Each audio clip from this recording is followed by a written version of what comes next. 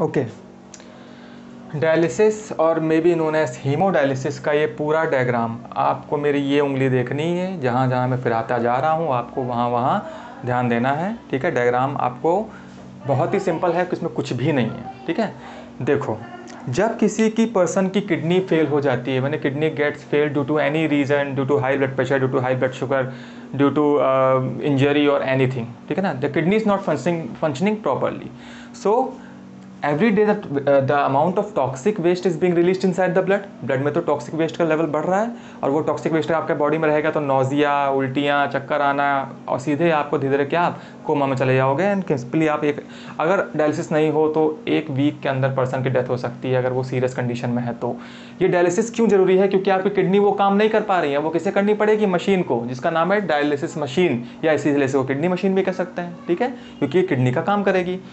होता क्या है, आपके ब्लड को आर्टरी से, क्योंकि आर्टरी से आपको पता ही है, आर्टरी हार्ट से ब्लड को दूर ले जाती है। जब हार्ट सिस्टोल करता है, कॉन्ट्रैक्ट करता है, तो एक प्रेशर से ब्लड रिलीज करता है। तो एक अच्छे प्रेशर से क्या होगा, आर्टरी से ब्लड को पास किया जाता है। ठीक है, जब ये जो रेड दिख रहा है ये क्या है, ये है ब्लड जब पर्टिकुलर सपोज इस आर्टरी से लिया गया और मशीन के अंदर गया, अब ये इम्प्योर ब्लड है, याद रखना। ठीक है, वो पेशेंट है जिसकी किडनी खराब है, तो उसको एक पंप से निकाला जाता है। अब ये पंप का काम क्या होता है? पंप का काम है कि ब्लड के फ्लो को कंट्रोल करना। ठीक है, ब्लड के फ्लो का मूवमेंट जो है ना ज़्यादा तेज हो ना ज़्यादा कम हो, एक एप्रोप्रिएट क्या कहते हैं उसको, एक एप्रोप्रिएट स्पीड में उसको छोड़ा जाता है। ठीक है, और ये ब्लड आगे मूव करता है। और यहाँ पे टेम्परेचर देख रहे हो, यहाँ पे इसके ब्लड का टेम्परेचर 0 डिग्री सेंटीग्रेड किया गया। क्यों किया गया? 2 चीज़ें यहाँ पे, पंप ने ब्लड के फ्लो का एक मेंटेनेंस किया, रेगुलेट किया ब्लड के फ्लो को, ना ज़्यादा तेज ना ज़्यादा धीमे। ठीक है, और दूसरी बात, यहाँ पे 0 डिग्री ब्लड को बहुत ज़्यादा ठंडा कर दिया गया। क्यों कर दिया गया? क्योंकि इस पर्टिकुलर पॉइंट पे इन्फेक्शन का खतरा बहुत कम होता है। ठीक है, कोई इस तरह का इन्फेक्शन नहीं होगा। आपको पता ही है कि जो लोअर टेम्परेचर होता है उसमें ज़्यादातर बैक्टीरिया वगैरह सर्वाइव नहीं कर सकते हैं। ठीक है, या इनएक्टिव होते हैं, इसलिए यहाँ पे इसका क्या होगा, टेम्परेचर 0 डिग्री सेंटीग्रेड कर दिया गया। आगे जब ब्लड मूव करता है तो एक चीज़, एक केमिकल ऐड किया गया जो हमारी बॉडी में नेचुरली भी पाया जाता है। कभी सोचा है कि हमारी बॉडी के अंदर ब्लड जो है वो कभी क्लॉट क्यों नहीं होता, वेसल्स में चलता रहता है, जब कटता है तो क्लॉट हो जाता है, यानी कि ब्लड रुक जाता है, लेकिन बॉडी के अंदर क्लॉट क्यों नहीं होता? बिकॉज और blood consist of anti coagulant जो उसको जमने से, क्लॉट होने से रोकता है। इस कोएगुलेंट का नाम क्या है? एंटी कोएगुलेंट का नाम क्या है? हिपैरिन। ठीक है, क्या कहते हैं इसको? Anti heparin, HEPARIN।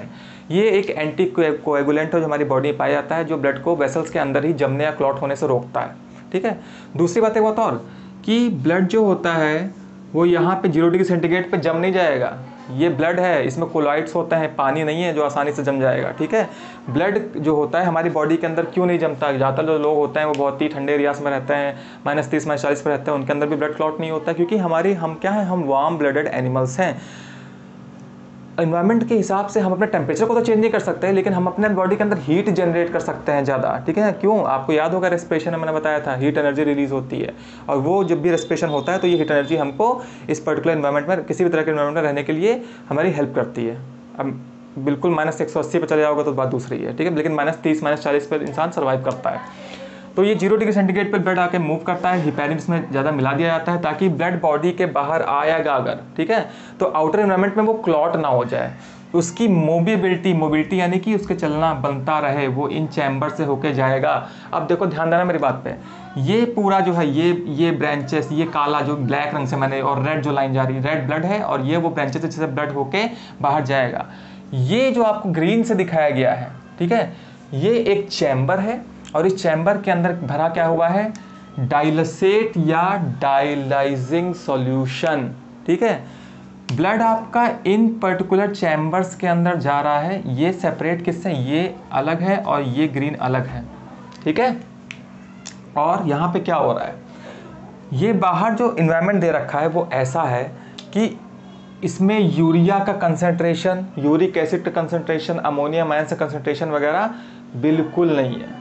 ठीक है, बिल्कुल भी, यानी कि इस सॉल्यूशन, जो ग्रीन रंग का सॉल्यूशन है, इसमें किसी भी तरह का कोई यूरिक एसिड का कुछ भी नहीं है।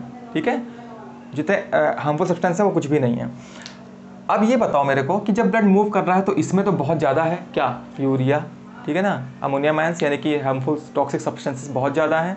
तो आपने 9th में पढ़ के आए हो, 8th में भी पढ़ा होगा, simple diffusion, the particles move from their high concentration to their low concentration, ठीक है। पार्टिकल्स हाई कंसंट्रेशन से किधर मूव करते हैं, लो कंसंट्रेशन पे। अगर इन चैम्बर्स के अंदर ब्लड जा रहा है, ब्लड के अंदर यूरिया का कंसंट्रेशन बहुत ज़्यादा है, तो वो ये मेम्ब्रेन कैसी है, semi permeable, it will allow the selected substance, urea को ये अलाउ करेगा पास होने को। और यूरिया, वैसे तो और भी बहुत चीज़ें होती हैं, यूरिया, यूरिक एसिड भी होता है आपका, अरे एक और था ये पता नहीं क्या, हिप्रिक एसिड वगैरह बहुत चीज़ें होती हैं, बट आपके कोर्स में नहीं है। तो ये आपका स्पेसिफिकली यहाँ पे कोई रीएब्जॉर्प्शन नहीं होगा। हाँ, ऐसा नहीं कि इसमें इसके बाहर ये ब्लड से ग्लूकोज बाहर चला गया फिर आगे जाके वापस चला जाएगा, ऐसा कुछ नहीं होगा इसमें सिंपली जो टॉक्सिक सब्सटेंस है वो ब्लड से बाहर चले जाएंगे, कोई ग्लूकोज वगैरह का लॉस नहीं होगा। ये तो अच्छा पॉइंट हो गया ना। तो इसमें क्या होगा, ये आपका ब्लड से यूरिक एसिड जितने भी हार्मफुल सब्सटेंस हैं वो इस डायलिसेट में चले जाएंगे या डायलाइसिंग सॉल्यूशन में चले जाएंगे, और ब्लड सिंपली मूव करता हुआ अपने अंदर के टॉक्सिक सब्सटेंस को इसी डायलासेट के अंदर छोड़ देगा, क्योंकि वो प्लाज्मा मेम्ब्रेन के थ्रू बाहर चला गया है और ये बाहर आ जाएगा। ओके, तो ध्यान देना, ब्लड एंटर किया इस चैम्बर के अंदर, ठीक है, ये मेन डायलिसिंग यूनिट है, इसके अंदर ये जो आपके पाइप्स बने हुए, ये देखो ये इतना घूम क्यों रहा है, ताकि ब्लड को ज़्यादा से ज़्यादा टाइम मिले इसके डायलिसेट के अंदर, इस सॉल्यूशन के अंदर रहने का, ताकि ज़्यादा से ज़्यादा urea, uric acid, toxic substance बाहर इस सॉल्यूशन में रिलीज हो जाए, ठीक है। सरफेस एरिया बढ़ रहा है, जैसे माइटोकॉन्ड्रिया में अंदर की तरफ बहुत ढेर सारे क्या थे आपके 9th में पढ़ के आए थे कि सरफेस एरिया बढ़ाने के लिए वो कई बार क्रिस्टे बनाते हैं, ठीक है। वैसे यहाँ पे आपका देखो सरफेस एरिया बढ़ाने के लिए ये कई बार घुमा हुआ है, और ब्लड इसमें बार बार पास होता है, और उसके बाद जब निकलता है तो इसमें से most of the toxic substance है वो बाहर निकल जाते हैं। सीधे ब्लड, प्योर ब्लड ये बाहर आता है, और आगे जाके इसमें थोड़ा सा क्या मिलाया जाता है, एंटी हिपरिन। जब हमने देखो हिपरिन हमारी बॉडी से भी आ रहा था, लेकिन वो बॉडी के बाहर उतना इफेक्टिव नहीं होता, इसलिए हमको अलग से ऐड करना पड़ा।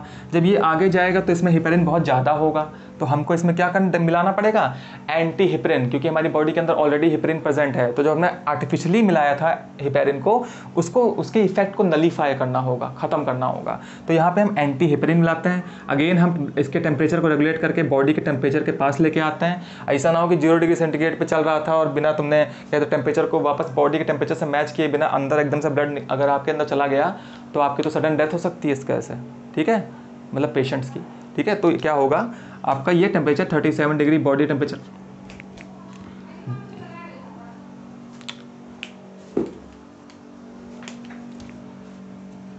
डिग्री सेंटीग्रेड वापस जो आपका टेम्परेचर है, ठीक है ना, सेल्सियस में, वैसे फ़ारेनहाइट 98.4 होता है। ये आपका ब्लड आगे मूव करके किसको भेज दिया जाएगा, टू वीन को। अब ये ब्लड क्या है, टॉक्सिक वेस्ट से फ्री हो चुका है। अब ये वीन के थ्रू, और वीन ब्लड को कहाँ लेके जाती है, वापस हार्ट में, तो वापस सर्कुलेशन शुरू हो जाएगा। As simple as that. यहाँ पे आपको 2 ही चीज़ याद रखी थी। ये पूरा प्रिंसिपल किस पे बेस करता है, सिंपल डिफ्यूजन पे। जो ब्लड जा रहा है इसके अंदर यूरिया ज़्यादा है, बाहर सोल्यूशन में यूरिया कम है, बीच में मेम्ब्रेन है, ठीक है। सपोज मैं इसको यहाँ बना के दिखा दूँ आपको, तो ये मान लो इसके अंदर क्या है, इसके अंदर ब्लड है consisting of lots of urea, uric acid, toxic substances, और आसपास इसके डायलिसेट है यानी डायलिसिंग सोल्यूशन है। तो कंसंट्रेशन किसके अंदर ज़्यादा है, ब्लड के अंदर ज़्यादा हाई है, और यहाँ पे लो है, तो सीधे जो हाई है वो लो की तरफ चला जाएगा और ब्लड जो है वो यूरिया फ्री हो जाएगा। सिंपल डिफ्यूजन है और कुछ है ही नहीं। और ये ब्लड आपका चैम्बर्स के थ्रू मूव करता हुआ बाहर चला जाएगा। अब यहाँ पे 2 चीज़ और दे रखी है मैंने, इनलेट। जब लगातार ब्लड मूव करता है, ठीक है, ब्लड मूव कर रहा है तो उसमें वर्क टाइम लगता है। It is a process which approximately 4 to 5 hours लगता है, ठीक है। ये ब्लड प्योर होता जाता है तो अंदर का जो डायलिसेट है वो ज़्यादा कंसनट्रेट हो जाता है, यूरिया बहुत ज़्यादा जमने लगता है जब इस सॉल्यूशन में, तो उसको यहाँ से बाहर करते रहते हैं, ठीक है, बाहर करते रहते हैं। भाई एक पॉइंट ऐसा भी तो हो सकता है अगर आप बाहर नहीं करोगे तो ये जो कंसंट्रेशन यूरिया का इसमें इतना ज़्यादा हो जाएगा कि ये और यूरिया ये ले ही नहीं पाएगा। और मान लो कि ब्लड में और यूरिया हो, क्योंकि अगर वो किडनी का पेशेंट है तो उसके ब्लड में यूरिया तो होना ही होना है ज़्यादा, और बाकी टॉक्सिक सब्सटेंस भी होंगे। तो ये ज़्यादा से ज़्यादा क्या होगा आपका, जब ज़्यादा इसमें लोड बढ़ जाएगा यूरिया का, तो ये यहाँ से बाहर निकाल दिया जाता है आउटलेट के थ्रू, और नया डायलिसेट सॉल्यूशन यहाँ से ऐड करते रहते हैं ताकि यहाँ पे कंसंट्रेशन डिफरेंस बना रहे, ठीक है। बात समझ में आ गई कि नहीं आ गई। तो ये इतना सिंपल था और कुछ भी नहीं था, बहुत ही सिंपल है। आपको ना समझ में आया हो तो मुझे क्वेश्चन करना, बताना, ठीक है। ये बहुत ही सिंपल प्रोसेस है डायलिसिस की। प्रॉब्लम ये है कि थोड़ी एक्सपेंसिव है, थोड़ा टाइम टेकिंग है, और इसकी फ्रीक्वेंसी डिपेंड करती है कि पेशेंट की किडनी किस लेवल तक ख़राब है। अगर वो ठीक है, मतलब कि बहुत ज़्यादा डैमेज नहीं है किडनीज़ को, तो हो सकता है 15 दिन में एक बार करानी पड़े।